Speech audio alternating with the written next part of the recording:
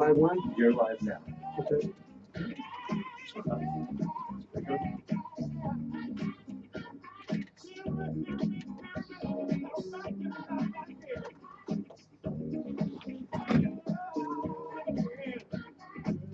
And welcome to another edition of the Shootist. I'm Fred McHenry with Joe Livingston. Joe, how you doing?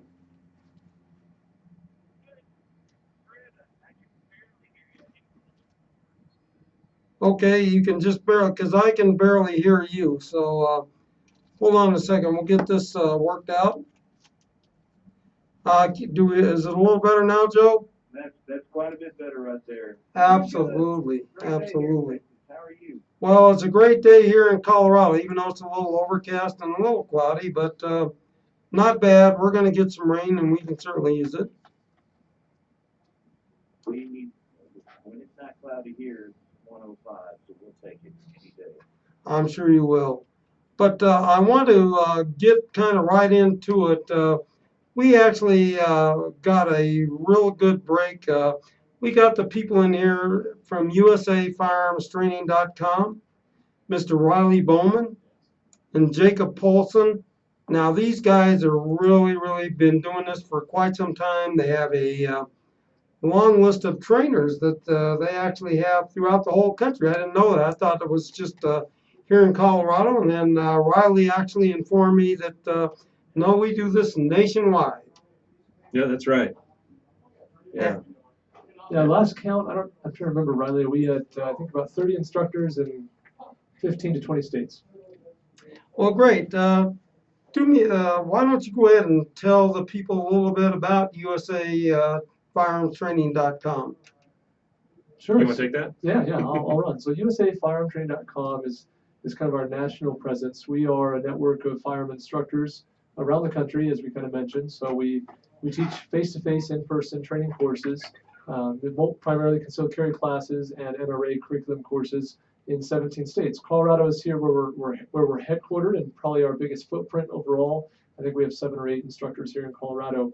In addition to the in-person training that we offer throughout the country, we also do a variety of video training and online courses and online learning. In addition to physical goods, we sell ammo and holsters and that kind of thing online.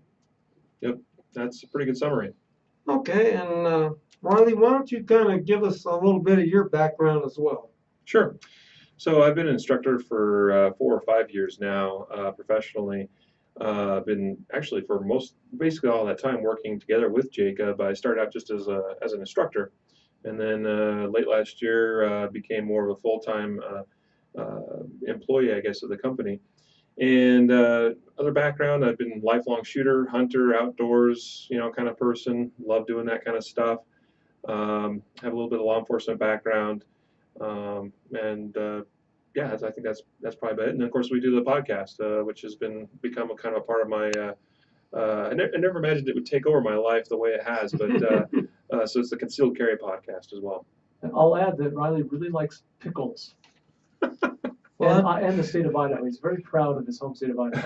Well, actually, you let me know that you really like Disney World, so that's why I had my other jacket on that had Disney World on.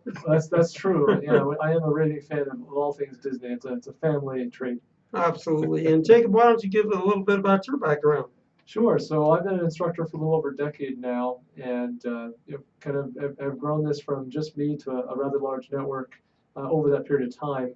Really have a background in sales and marketing, and very passionate about Second Amendment, firearm training and education. And so this has really been a great opportunity for me. I'm one of those very lucky people in this country who can make a full-time living teaching people about guns, and I'm very fortunate and lucky in that regard. In addition to being the president of the company, I've personally trained with over 5,000 people in the last 5 years here in Colorado. I'm an affiliate instructor for Excellent Training for LASR and a Diamond member of Front Sight. Absolutely. And Joe, I know you probably want to talk to Riley a little bit because you guys are doing training. You've got courses going on there in Texas. Is that not correct? Yeah, in El Paso currently. So if anyone is listening to this who's an instructor in Houston, Dallas, San Antonio, Austin, we need to talk. We would like to expand our footprint there in Texas. For sure. Well, I think, Joe, you can help with that, can't you? Yeah, Yeah, sure. I mean, it would be great to have set up a DFW, Houston, San Antonio, Abilene. There's all kinds of, I mean, Waco, Yeah. all kinds of areas. So what does someone need to know?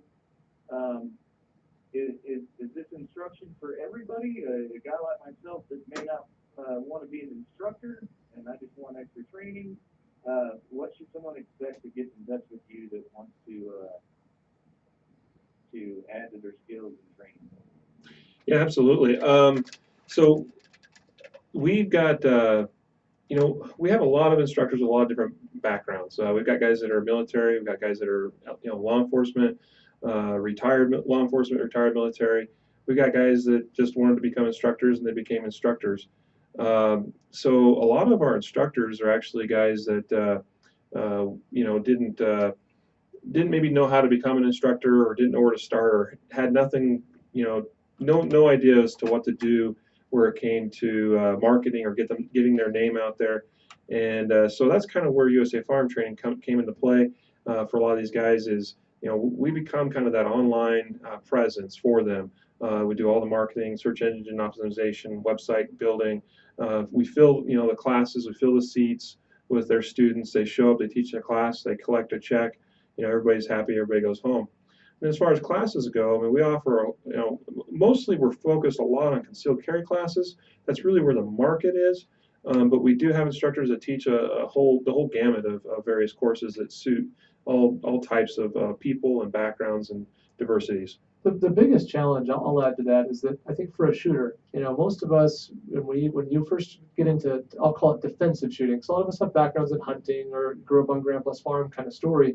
But when you decide that you want to take it into your own hands a little bit, and you say, hey, you know what, I'm worried about my family, I'm worried about criminals, the terrorists, the predators, I want to do something to defend myself and my loved ones, most of us start with that basic concealed carry class. And in some states, it's more basic than it is in others. In Texas is an interesting one to speak to, where it's a 10 to 12-hour course that requires live fire on a range, and you actually have to pass the qualification standard with that gun. You actually have to hit the target. Whereas we compare that to a place like Colorado actually is kind of the opposite, where you do have to take a class, but what that class entails is really up to the instructor. It could be anything from minimally nothing at all to a whole lot of stuff, depending on what the instructor wants to teach. But most people in this country, that's where they start. They go online, they say, hey, I want to take, I've heard of this concealed carry thing, I want to go take a class. And those are the classes that are most often offered because there's high supply from instructors teaching that. You tend to have very competitive pricing. And so a new shooter, that's almost where everyone starts. And when you walk out of there, that's when it gets scary. That's when you ask yourself, well, what do I do now? And so I think that might be, Joe, kind of what your question is, what's the next step? What is a person supposed to do from here? And the answer is not that simple.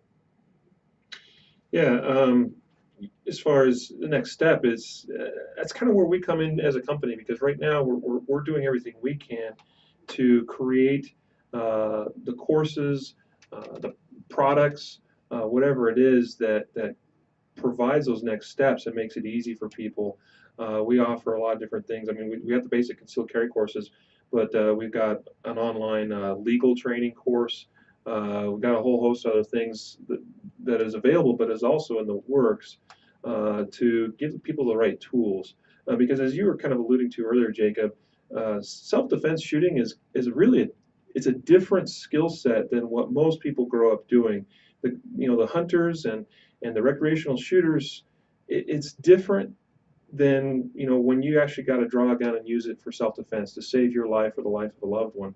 And there are a lot of skills that people probably don't think about or don't think are that important, but in reality, in a life or death situation, become very critical. I know we're hogging a lot of the mic time here. No, that's fine.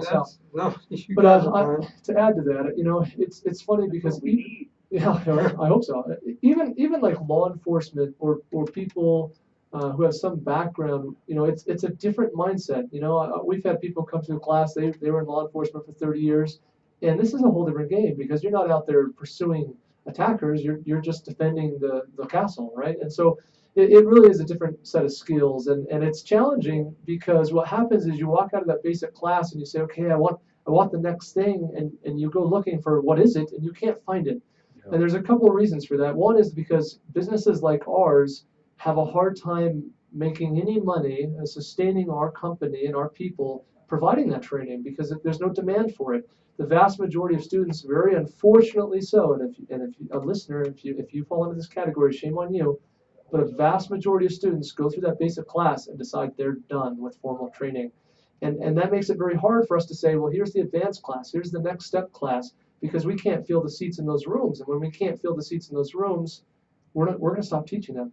And so our company, we've taken an angle of, okay, well, not everybody is willing or able, or perhaps, to pursue additional training face-to-face. So we're creating a lot more of that virtually, a lot more online video training, which is no substitute for face-to-face training, and it's no substitute for going to the range and popping off the rounds by any means.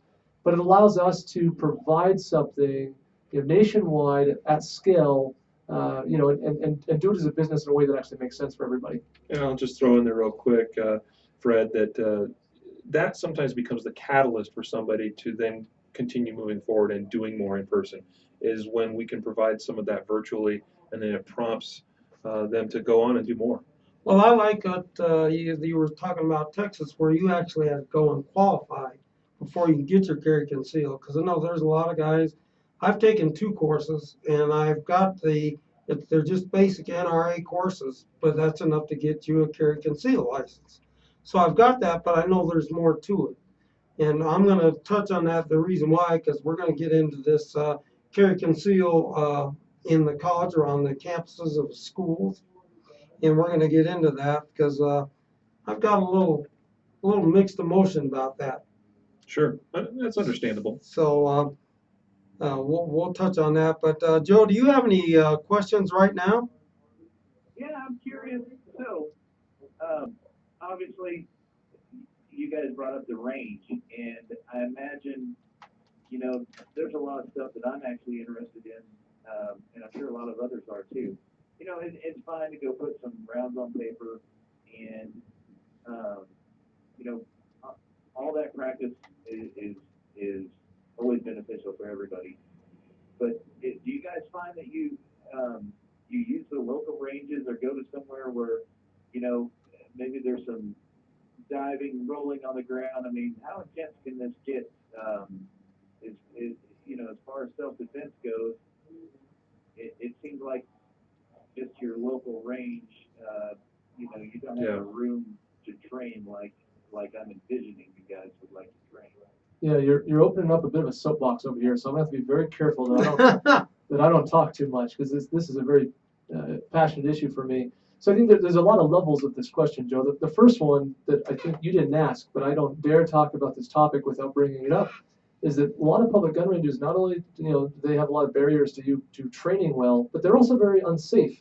I mean, just for a minute, stop and imagine that here in America, it's not uncommon for someone to go to a public gun range, put some money down on a table, rent a lane, maybe 1 out of 8 lanes, and stand next to 7 strangers they've never seen before in their entire lives who are all holding guns. Does that sound like a good idea? No, it really doesn't, when you put it that way. No, I mean, we do that all the time, and most of us have never thought twice about, how precarious that really is. That's really frightening. Most of us have also been at the range and seen someone with a jam, and all of a sudden the business end of the gun is pointed down range, and people there you go. lose their mind. Yeah. And it's like, okay, everyone, let's go back. Let's start with some. Let's not lose our heads here. Yeah, the first. No, you're dead on. I mean, the first thing I do when I walk on a public range, which isn't very often, is I look up at the ceiling and count the holes. And, where do those come from? But so anyway, so that just to put a plug in there for public ranges can be scary. Go during off hours. Go when they're not busy. Join a private member-only club where they're not going to be as crowded, where you have to qualify to be a member. Or go outdoors. I mean, Texas, geez, what a great place to just go shoot outside. Well, if you're not right dead center in the metro. So I had to put the plug in there for that. And in addition to that, I'll let Riley kind of address issues related to both rules at a range as well as what's really safe and not safe to train with a loaded firearm. Yeah, obviously ranges have rules. They also are concerned with liability. They have insurance, and so a lot of times ranges really do, out of necessity. Well, more so because of their insurance policies.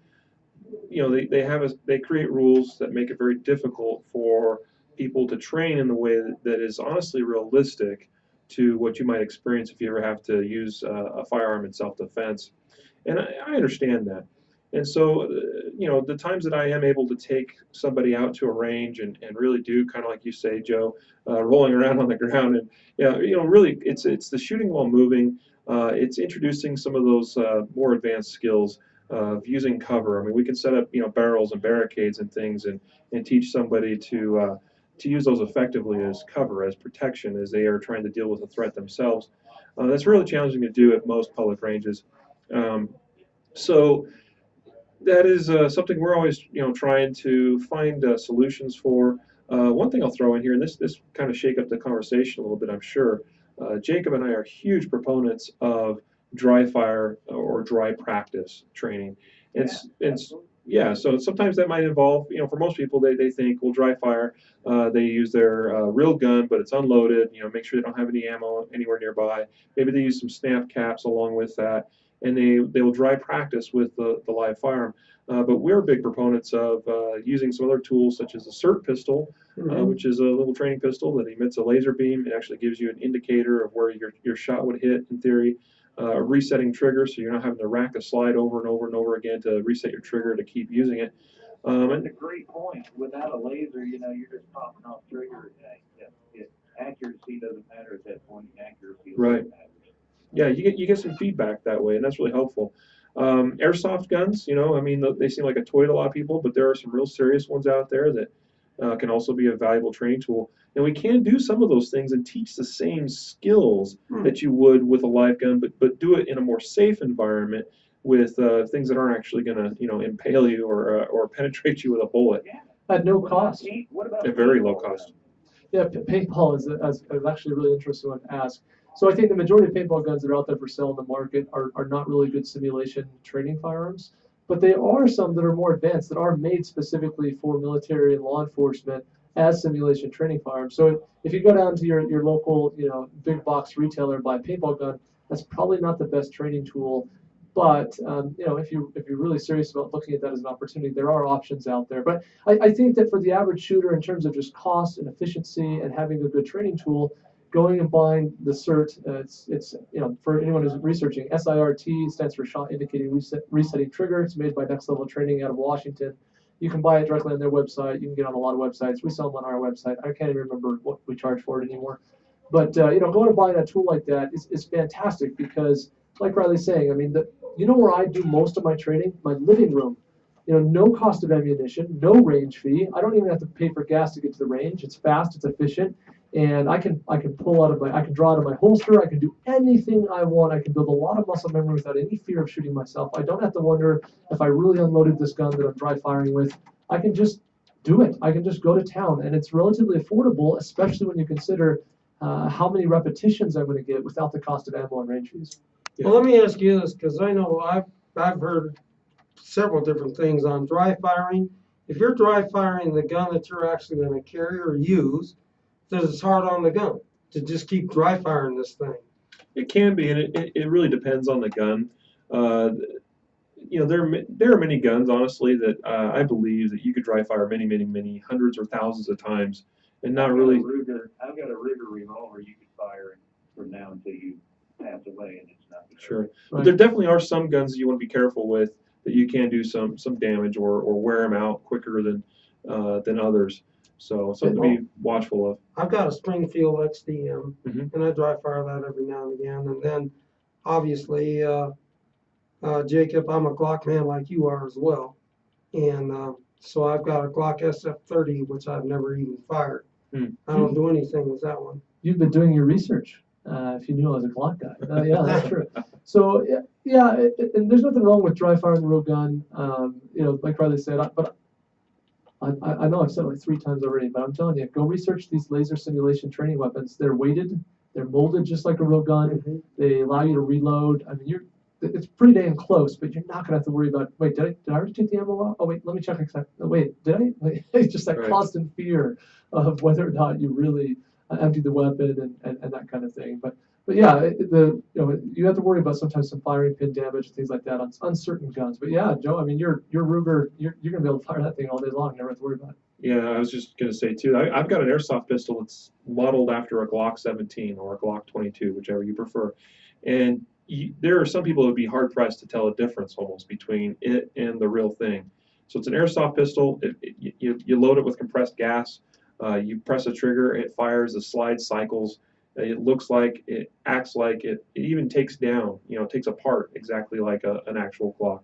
So some of these airsoft guns, the SIRT pistols, the technology is getting better all the time too. So there's a lot of really cool tools that are available now for shooters for training. And you can put a laser insert in that airsoft gun. I've got that as well. Yeah, so that you have the laser projection, so you know what you're hitting.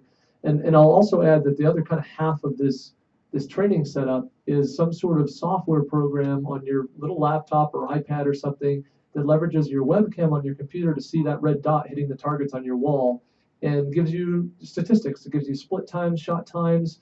You can actually run competitions. There's a video on YouTube, on our YouTube channel, me and Riley doing a speed shooting competition with the SIRT pistols and the LASR software. And I'll just add quickly that I was faster that day. But he cheats. He cheated, right? No. The proof's in the video. Let me get into a lot of questions because I know we have a lot of females that are listening to this, and like my wife, she's debating whether she wants a firearm or not. She's definitely afraid of them. Her sister, obviously being the wife of a police officer, she's going around and she's prepared wherever she goes. She don't leave home without it. Yeah. So, but what would you do with like women or beginning shooters like myself? I mean, I've taken a few courses, but I still consider myself a novice.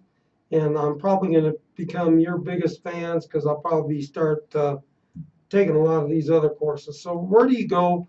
What do you start with? What should they basically look for in purchasing a firearm?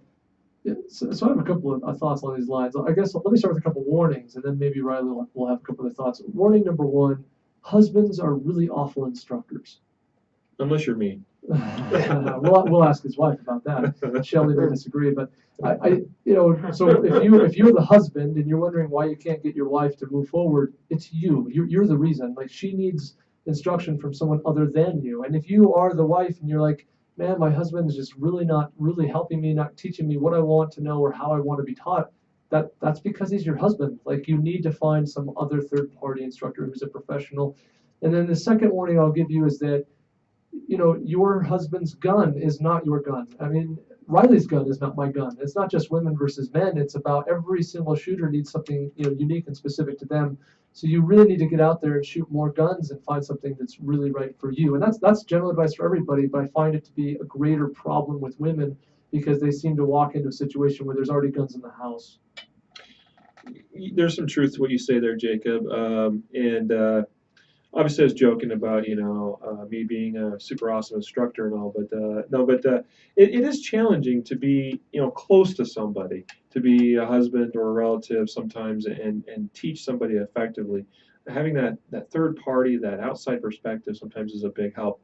Now, going kind of to your question, Fred, a female shooter, a newer shooter, where would I start? Well, where I would start, besides assuming that somebody already takes a basic handgun safety course, maybe even a basic kind of concealed carry course, which a lot of places is basically the same thing. It pretty much is here in Colorado. But when you get to that point, then what? Most people, as Jacob mentioned earlier, they go through the basic training, then they think they're done. And really, for them, training the rest of the time is going to the range occasionally, once, twice, maybe a month, shooting 50, 100, maybe 150 rounds, a couple of boxes of ammo, and they think they're trained. And that's really far from the truth. That's called practice, and we practice what we train. And so what I would suggest that we would do next, and this is what I do a lot of times with newer shooters, we get them through the basic course, and then I will start them off with dry practice with either a real gun that's unloaded, but a lot of times we'll use the SIRT pistols, we'll use the airsoft pistols, and we'll go through all the basic fundamentals with them, with those training weapons. Even if we intend, even if we are going to go to a range and shoot real rounds, I will still spend 1, 2, 3, 4 hours with, depending on how much I feel they need, with a student with those basic, fundamentals of shooting, with those training weapons first, and then we will graduate them to go into the range, and then we can, it's all about baby steps. You don't just, do that basic handgun safety course and then go straight to the range and start, shooting the place up. It's baby steps, and you got to do it, incrementally, little by little. Well, before you go to the range, do you sit down with your students and say, because not every firearm is the same for everybody? Because I used to kind of think that way, but with women, it's a lot easier, I believe, with them to get a revolver. They really don't want to rack a slide. They just want to pull the gun out, point, shoot, and protect themselves. Now, do you agree, disagree with that, or how would you go about firearm selection? I disagree, actually, and not to say that revolvers are a bad choice, but to suggest that anyone whose upper body strength challenge needs to default to a revolver, I think is a bad approach. I generally find that when people tell me that they can't rack slide on a semi-automatic handgun, there's a combination of two things happening. One is they haven't tried enough semi-automatic handguns. Some of them are just far more stiff than others. You mentioned, Frank, you have a Springfield XD. Mm-hmm. That's a little bit tighter and more difficult to rack than, say, a Walther or a Bursa. Mm-hmm. It also depends on caliber. You pick up a 45, that's probably going to have a tighter spring than a 380 auto or a 9mm. So I think how many rounds are in the magazine? Right. Well, you hit That's that's completely loaded the magazine maxed out. It's a lot harder to rack than. yeah, with the tension, right? And when you actually just brought up another really big, the number one challenge against all revolvers ever, and that is ammo capacity. But all the revolver listeners right now are like, yeah, but your semi-autos are all going to jam up. This is not about semi-autos versus revolvers. This is simply about, let's not rule out something because of this one thing, and that is the strength problem. Because it could be that you just haven't picked up the right semi-automatic. The other factor I mentioned there were two is that I tend to find when people tell me they can't rack it, it's because they're not doing it correctly. We generally find a lot of people, you go to the range and you see the way they rack the slide, and it's how it's done on TV and not the correct proper methodology, which really leverages all the upper body strength in one place at one time and makes it a lot easier. So that would be my first thought. Is I do disagree. Not to say that revolvers are bad or that someone shouldn't start with a revolver, but to say that they should dismiss semi-automatics because they feel like they're too tight or too difficult, I think is a bad approach. I'll just throw in there that I neither disagree or agree with either of you. And I'm just going to say that I really think it depends on the person. It depends on the shooter. And actually shooting revolvers is a great place to start because honestly they are simple to operate. And I think all shooters should be familiar with both revolvers and with semi-automatics. So it's a great place to start. And I think after a person has done, a adequate level of training, they're familiar with both types of weapons, that they should then choose what works best for them, but recognizing all the limitations as well as the benefits of both types of shooting platforms.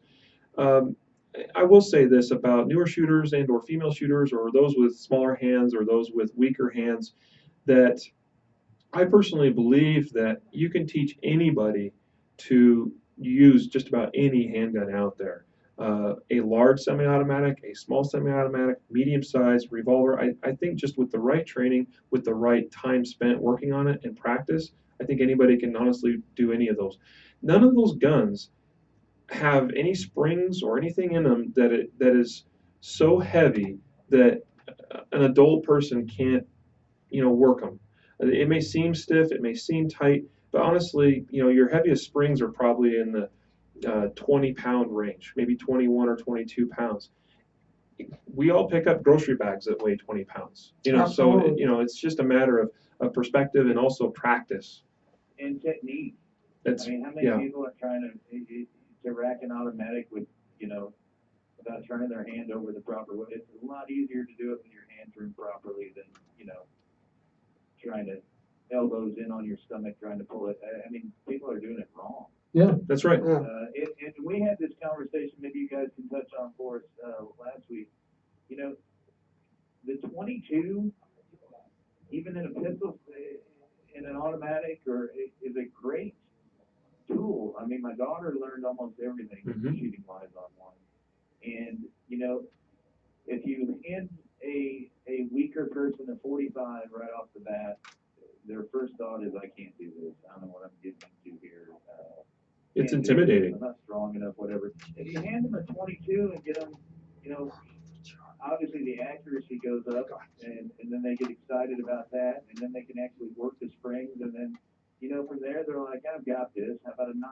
You know, and it can go from there. Yeah, great point. And, I can tell everybody listening, the number one absolute best gun for anybody in America. That's the gun you like the most. That's the best gun. It's the one you like. Far more important than whether or not you have the Bush Killer 5000 that was just released last week by Bush Killer Unlimited. Far more important than what gun you have is that you like the gun you have and you train with it often and feel confident in it. That is the most important thing, right? So, like Frank, you asked about the experience. Like, how does someone go about the selection process? And it's really simple. Shoot lots of guns.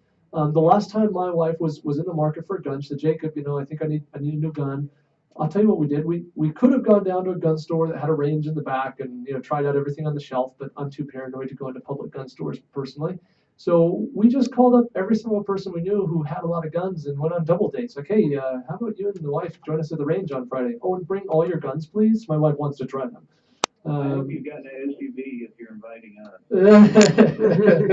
I'll tell you one thing. If you ever offer to buy a shooter ammo, they'll be there. So I mean, it's real easy. It's like, hey, bring all your guns. I'll buy ammo. Like, they will show up in droves. And when you do that a couple of Friday nights in a row, you're going to get an opportunity to shoot a lot of different guns. And it's just real simple. The question is just a real easy one to my wife. Which one did you like the most? Jacob, that's unusual that I hear you say you're not comfortable going into a firearms store.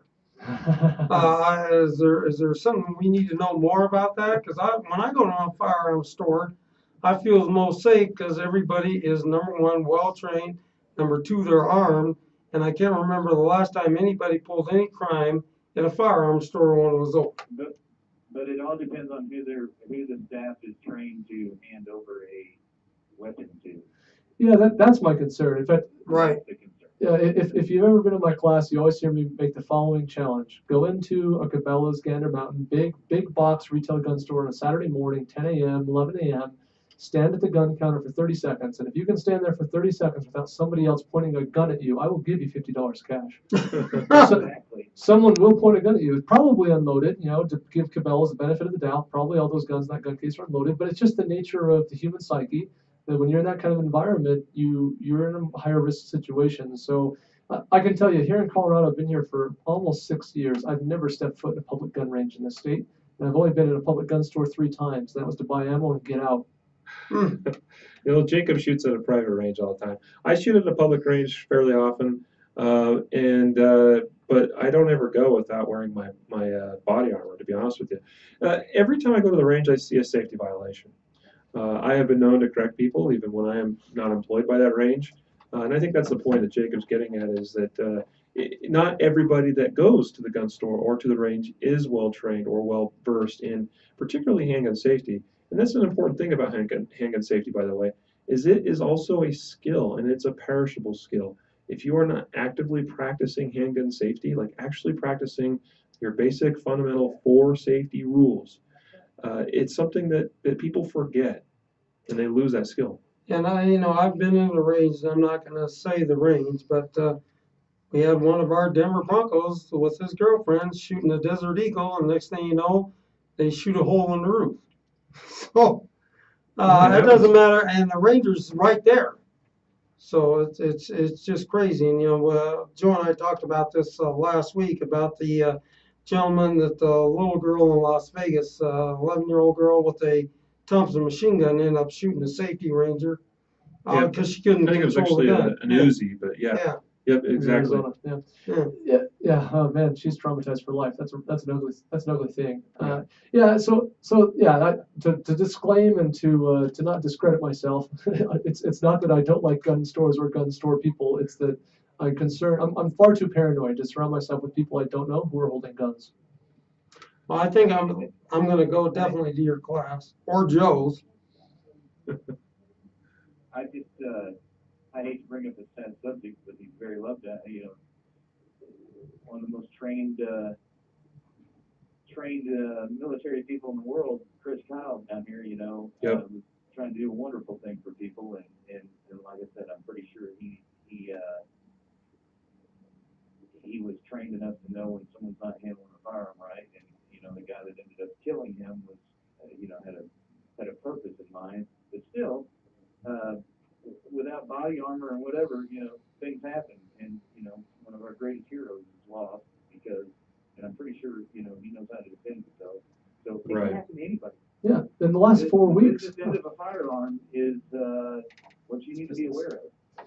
Yeah, I mean, in the last 4 weeks, we've seen two tragedies. We saw an instructor in Ohio shot by a student in a class at a gun range in Ohio. And just 2 weeks ago, Riley, you'll have to call me out on this one. I think it was about 2 weeks ago, a father at the range with two sons, and a very experienced shooter teaching the two sons how to shoot, had a malfunction and reacted poorly and shot one of his sons. Kid's dead. It's over. It was about it was actually a month or two ago, and actually, it wasn't a malfunction. It was a spent casing. Oh, that's what it Went was. down Went his down his shirt. shirt. Yeah. So he started doing a little dance because he was getting burned by that spent casing, and in the process, neglected to keep his muzzle pointed down range, as well as keep his finger off the trigger, which are both very important safety rules. Which is why I talk about the importance of practicing. Yeah. Go ahead. For the person listening that may be out there that's going, okay, that's a perfect reason why we need to be limiting these ranges and people having firearms at all, you know. So let's get some positive on that. How, you know, the best way to prevent that. Obviously, private ranges you brought up already. My preference is always outdoor ranges. My first preference is the mountain ground my wife and I have that is 100 acres. And nobody can come out there and mess with us at all, which is awesome. So what is the best way if you are having to go to a public range to, I guess, be aware, but any other tips? Yep. So absolutely. So a couple thoughts. One is avoid busy hours, you know, Saturday mornings and late evenings. So if you can, you know, go Tuesday at 10 a.m., you're probably going to be a lot better off. Number two would be introduce yourself to the range safety officer. A range safety officer, or RSO, is at the range like a lifeguard is at a swimming pool. So get to know that person, get to know them well, and that's going to put you in a position where you can ask for their help. Hey, did you see that guy over in lane 6? What he did? Can you keep an eye on him for me? That really freaked me out. So that, you know, getting to know the range safety officer and operating with them appropriately is good. Another thing is get to know the strangers. You know, I always tell people never shoot next to a stranger, which means if you see someone you don't know, that doesn't mean you have to leave. It means you need to go introduce yourself to that person. Because if I go over to the stranger and say, hey, you in lane 5, you're freaking me out, cut that out, that person's probably going to be very defensive because A, they're you know, 85% chance male, which means they have ego because all us guys are very egotistical. And so it's going to be a problem. You know, they're going to feel defensive. But on the other hand, if I first go up to the guy in lane 5 and say, hey, what's your name? Do you come here often? What are you shooting with? Oh, that's so awesome. Always compliment people on their guns. They love that, right? That's so awesome. You know, I'd love to shoot it sometime. Then 2-3 minutes later, when the dude does something that freaks me out, and I say, hey, Ryan, sorry to bring this up, man, but I just saw you do X, Y, Z. That kind of made me feel uncomfortable. He's going to be far more receptive to that feedback. So those would be my 3 thoughts, and Riley might add to that. But yeah, I think go during off hours, leverage the range safety officer to your advantage, and you know, get to know people. I'll just add, you know, be mindful of your surroundings. Who's around you and who's doing what. Well, that's part of the first rule of safety, is really to be aware of your surroundings, what's going on, where they're shooting at, what's behind that person. You shoot somebody with 45, that bullet's not going to stop there. That'll go through a door and hit somebody else. So you need to be well aware of your surroundings. But that just gets back to the basic gun training. I typically go to a range. I'll you know, in the back area, maybe where the targets are. If there's a bunch of people coming into the lanes, I'll typically hang back there and just kind of against the wall and watch everybody. Sometimes they turn around there and I'm very cordial and say, hey, that's a nice weapon. You got, you know, nice technique, whatever. But also part of that is I want to see who I'm out there shooting with, because let's just face it, some people don't belong out there yet. They're putting the cart in front of the horse. And, you know, I'll typically go tell the range officer, and the range I go to, they're very well instructed. And, their eyes and ears are on that range all the time. They don't want me to catch it. But I'll go back there and go, hey, you either need to go help him or her, or I'm going to go ahead and leave the range. Yeah. One of the two. This is a tough. I mean, we could really open up a can here if we wanted to, because this is a tough issue. Because you see that person at the range maybe who's not handling the weapon very well, and most of us are inclined to say, hey, moron, like go get some training. But this is tough. This is very difficult because in fact, it's we could take this and make it a very political issue if we wanted. But how much training is enough? Well, there is no sufficient amount of training for any of us, right? It'd be very arbitrary for any of us to try and draw some line in the sand and say, well, everybody should have to get this much training before we allow them to do whatever, shoot by themselves, carry around a concealed gun, whatever. It'd be, it's very arbitrary. And so we can't achieve that. And it's hard to blame the person who wakes up and says, oh my gosh, like I know somebody in Orlando. That really scared me. What happened out there? I think I'm going to go buy a gun and get some training. And what do they know? All they know is that there's that gun range a few blocks from their house. And so they go over there and they say, can I try something? And the guy's like, yeah, $10 an hour. And they're like, okay. And then they go back and that's all they know. And so I hate to fault that person and say, what a moron, because that's not the case. That's just all they know. And so we got to somehow as an industry like come together and unite ourselves around two really core and important things. One is we all have a constitutional right to that gun without any training. Frankly, I mean, the right shall not be infringed. And two, we all have a deep down necessity to always seek more training and to encourage others to seek more training and to be an advocate for that. And that's really at the center of this. Yeah, I'm definitely a big proponent of more training because, like I said, I've already been through some training, but as I've stated to you, I'm going to go to you guys to get more training because I want to get better and better. And we're probably going to end up filming a lot of that. So there's different stages of progressions and just, maybe make a video out of or what we're going to do with it. I don't know. But if it's going to help somebody or help other shooters who want to get involved, who are scared of guns and whatnot, you really don't need to be afraid of them. It's just a tool. Yeah. My dad, who's no longer with us, was what I can't tell you, was one of the most accurate. Yeah, I'm a big pheasant hunter from the Midwest, so I mean I've seen that man do things after I'm done and my shotgun was empty that I've never thought possible. And you never miss an opportunity to constructively help somebody. I found like I learned way more putting the ego aside, and someone like Riley walks up and says, Joe, that's a nice pattern. I see how you're shooting. How about you just try this? Move that grip pressure here or whatever. I'm going to be like, absolutely. I would take all the advice I can get to get better and better and better from somebody who knows quite a bit more than I do, or just someone who can observe what you're doing.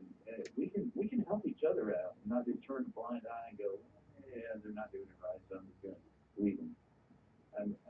Don't you agree? We ought to just take every opportunity we can to help each other. Well, I agree with it wholeheartedly. I mean, I've had a guy tell me that I was shooting a nice pattern, but I was over to the right.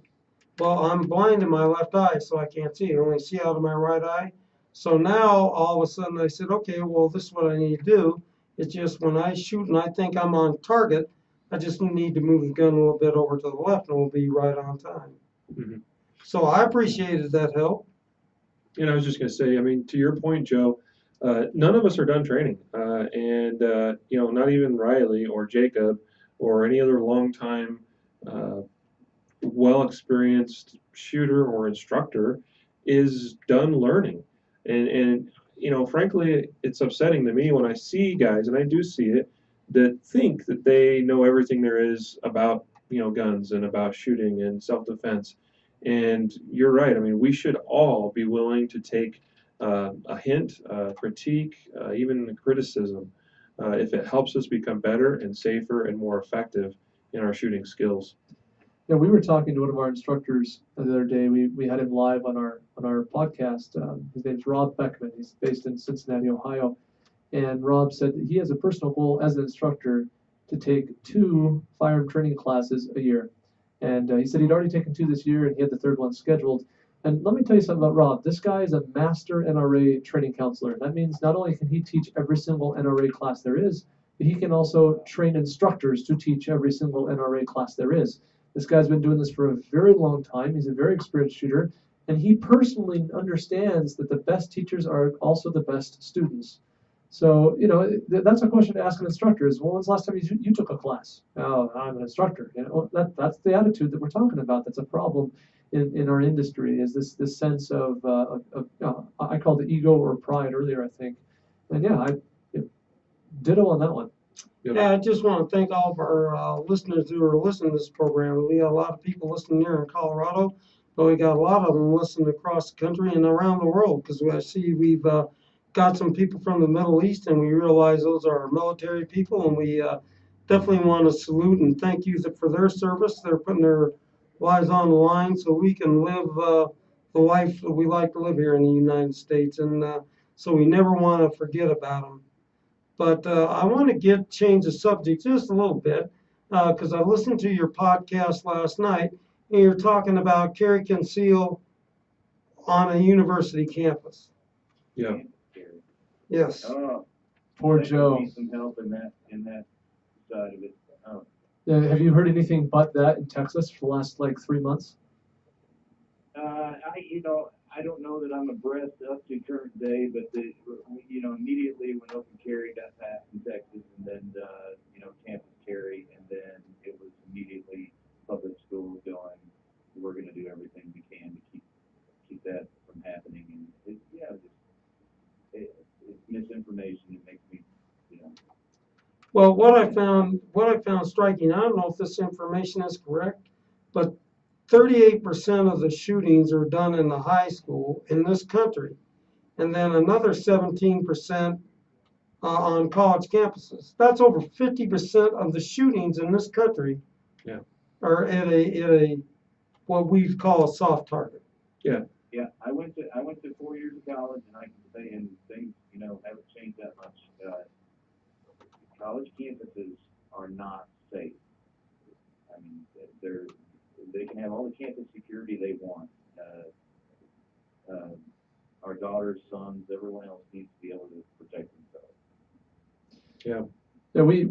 Yeah, I would encourage people who, if this is a sticking point, this is a hot topic for you, you really should go listen to our last episode of the Concealed Carry podcast, where we talked about this at length.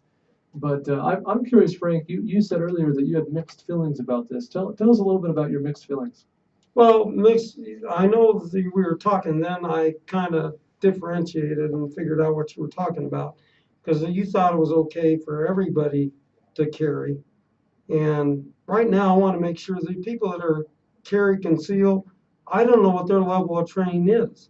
So if they all of a sudden, there's an active shooting and they're now returning fire, it may not be the right place to return fire, because you're liable to hit somebody else who's an innocent bystander, create more of a havoc than more of a hindrance. Yeah, it is a scary situation, and to say how much training someone who has a permit has is very arbitrary, since it varies so much from state to state. There are three states in this country that, without any exception and without allowing any level of discretion, concealed carry holders are legally allowed to carry on a college campus, a public college campus university, and those states are Idaho, Utah, and Colorado. There are another handful of states, 10 plus, including Texas now, which the statute allows that people with concealed handgun permit carry on a college campus, but they also allow that university may pass some discretionary rules about what that person may or may not be allowed to do. Maybe they have to have it in a holster, or they have to have retention, or they can't have it around in the chamber, or they can't have it in dormitories, or things like that. And so there's a handful of states that are in that game. So if we compare the concealed carry holder that's walking into a college campus in Idaho versus the one that's walking into one in Texas, the minimum requirements for training are significantly different from Idaho to Texas. And so it's hard to legislate that. It's certainly hard to say what is the arbitrary amount of training that they should have. The answer is we should all just get more than we currently have. But yeah, I think you're right, Frank, that this is Fred, but that's okay. Yeah, it is okay. But I know you're from Utah, so I claim Wyoming. I did not. I claim Wyoming, oh, Frank. okay. But I did go to school in Utah, and Utah is actually really interesting. You mentioned high schools. Utah is the only state in this country that I'm aware of, and I'd love to be corrected, but it's the only state in this country I'm aware of where concealed carry holders can not only carry on college campuses, but in all public schools. So an elementary school lunch lady in Utah could be packing heat. And as far as I'm aware, I can tell you, you could go check the numbers. I'm not aware of any school shootings in Utah. No, you're right. I checked those out last night. So, So you are correct. it's just, yeah, I mean, nothing that's. The pudding right there. I think. Yeah, and I would love to be put on this pedestal in Texas and be able to tell this to the teachers and people who are freaking out. And here's the funny thing: when we get into these political discussions, which are hairy and I try to avoid sometimes, my favorite thing to say is, "Show me the data." We should not arbitrarily pass laws based on fear, right? We should look for numbers, like show me the research. And conveniently, I'll take that a step further. I'm a big believer in limited government, but the government we do have, like you were bringing up Idaho, and I believe what works in Idaho should be left up to the Idahoans to decide. Sure. I believe what works in Texas, if we want to change something down here, then we need to work through our state legislator and local government and change it. It becomes difficult when you want to travel throughout this country, but then you got to become aware of what you can and cannot do.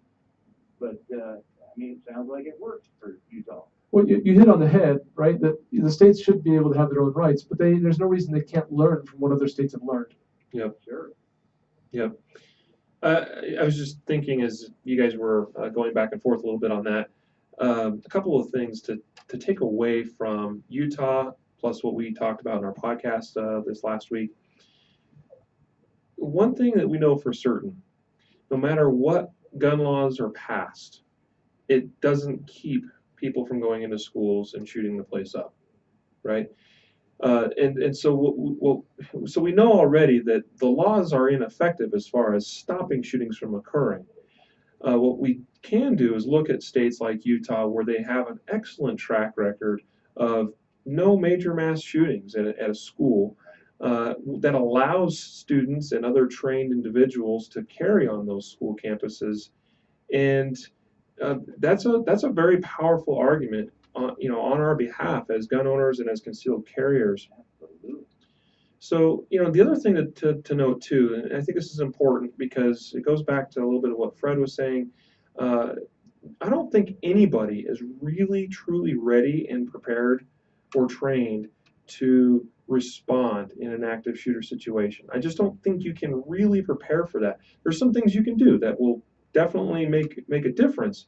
But as far as being, I don't think Riley or Jacob would ever, no matter how much training we got, would ever get to a point where we would say, oh, I feel like if, I was in that school or church tomorrow, and an active shooting took place, that I would, no problem, you just don't, it's just not something that's possible to adequately prepare and train for.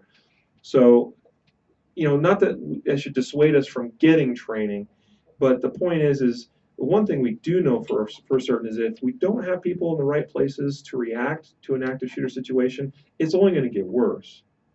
You know what I mean? You bring up a good point, and I want to go back to a lady who just resigned as the police chief of Washington, D.C., Kathy Lanier.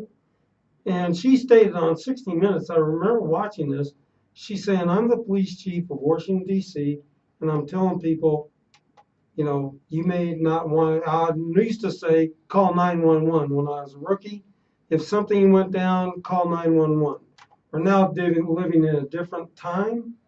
You need to be your own first line of defense. Absolutely. So what I'm telling you is you need to get ready because the fight is coming. Absolutely. Yeah, something else that I'll just add about the active shooter thing, because I think this is probably the most valuable thing I could share that I think about, and that is that the best way for any of us to prepare is to have a defensive mindset. And what I mean by that is that we hear about these events and they're emotional.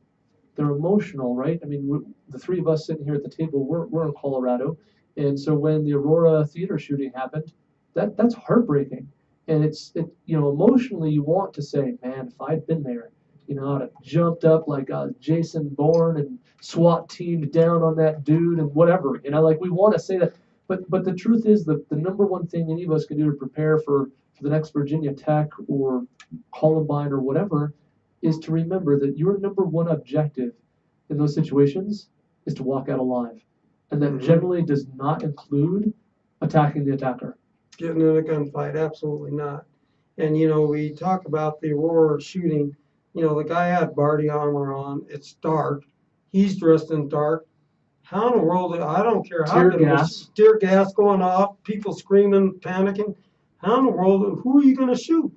Yeah. I'd have no idea. I could maybe see where the shot's coming from, but I don't know where to shoot him. Yeah, you're probably just going to drop to the ground and get on top of your loved one and say, please God help us. Well, we had a trainer on, Aaron Rokovich with Wood Valley last week, and he posed an interesting question to me. If you're in an active shooter situation with your family, what's the first thing you're going to do? And I said, well, I don't know. Maybe I'll probably return. He said, no, you won't. Your first thing you're going to do is get your wife and kids out of there. Yeah, your number one obligation is to come home with the family and have a family to come home to. Beyond that, some of us might feel inclined to defend strangers, and to those I say thank you. But if you're one of those, if you're a person who says, I'm not that guy, like I'm not the person who's going to rush into the gas station and save the clerk behind the counter because I don't know, that's fine. That there's no shame in that. You're welcome to join our community of concealed carriers and go out there and just defend yourself and your family, and that's a-okay, and no one will think of you badly for that.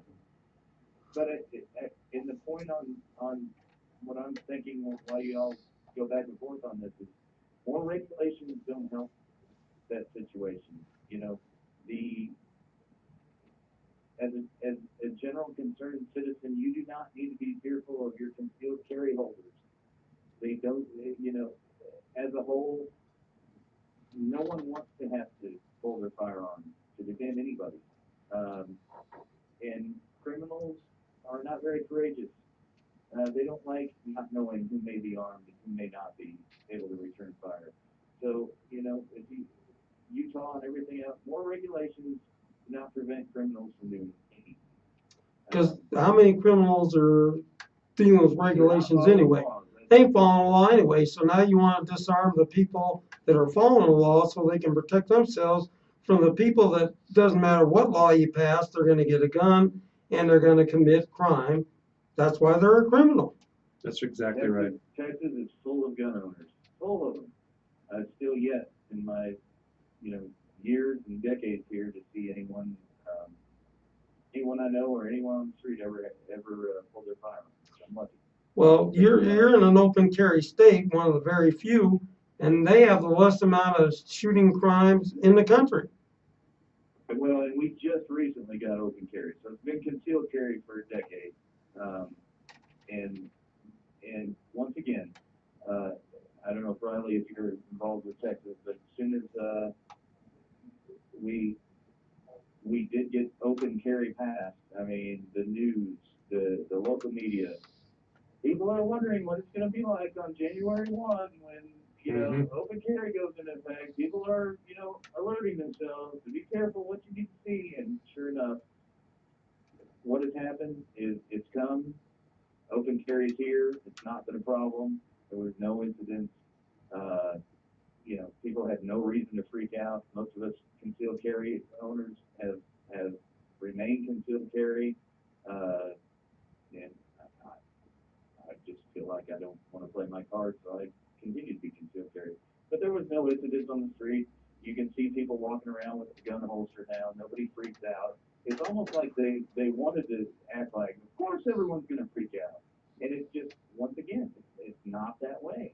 People realize that, those are trained concealed carry or open carry license holders, and they're not causing the trouble. They're just going about their day. Right. Yeah, it's interesting. Kind of like what you were saying, Joe. A lot of people probably thought Texas was an open carry state for a long time, and you're right that it was really just at the January 1st of this year that the new license to carry, or LTC permit in Texas, is now what has granted people the ability to open carry in Texas. But many other states have had open carry for a long time, and there's definitely I think it's a good deterrent. But Riley is also I am not someone that carries openly really ever. Don't care to. I prefer for that to be my little secret weapon. The last resort. The thing. It's the element of surprise, right? Right. Okay, well, I want to Well, Riley, Jacob, tell us about your organization once again. All you this time, Riley. Oh, okay. So USA Firearm Training is like we talked in the beginning, is a national firearm training network of instructors. We've got our online training courses as well. The recently launched online American Gun Law course. It's a legal training course. We got a ton of other things in the works. Sell a ton of products through our online store. And our goal is to really just empower American citizens to become what we call sheepdogs. And sheepdogs are those individuals that are well trained, well prepared to defend themselves, if need be, from the criminals and those that would take advantage of society and people in society. And so ultimately, our goal is we want to, by 2050, we want to be able to document and quantify 1 million sheepdogs that we have trained as a result of our efforts. And if they wanted to get a hold of you here in Colorado, is there a phone number they can reach you at? Yeah, so the easiest way to find us wherever you might be is usafirearmtraining.com/contact. And there you can reach out to us via email. We're on all the major social platforms. We're very active there. Our direct number is 303-562-1662. We do have specific phone numbers for each local state in which we operate. And so if you're in Kentucky, it's KentuckyFirearmTraining.com, and we have a Kentucky local phone number there you can call, etc. That's true of everywhere where we operate. So it's really easy to get a hold of us. We have a full-time staff that just attends to the phone and emails so that we don't drop any of you through the cracks. Well, hey, I want to thank you guys. This has been one of our best shows, and really a lot of education. And we just really touched the surface of it, because I could be sitting here talking to you guys for another couple of hours. Indeed. Because my head is full, but we just don't have the time. So we're going to have these people back on again. And I want to thank them. And again, Joe, it's always great hearing from you. God bless them for turning sheep into sheepdogs. Well, yes. And that concludes another session of the Shootist. And let me leave you with this. Train hard, stay safe, and your responsibility never, ever ends to be ready for the fight. I listen all the time. All the time. Every day. All day at work. KUHSdenver.com. You can contact Terry That's fine. Lopez Yeah. for legal services Hey, well, at 720-296-3483 or contact her via Think Legal Readiness, LLC in Denver, Colorado. Again,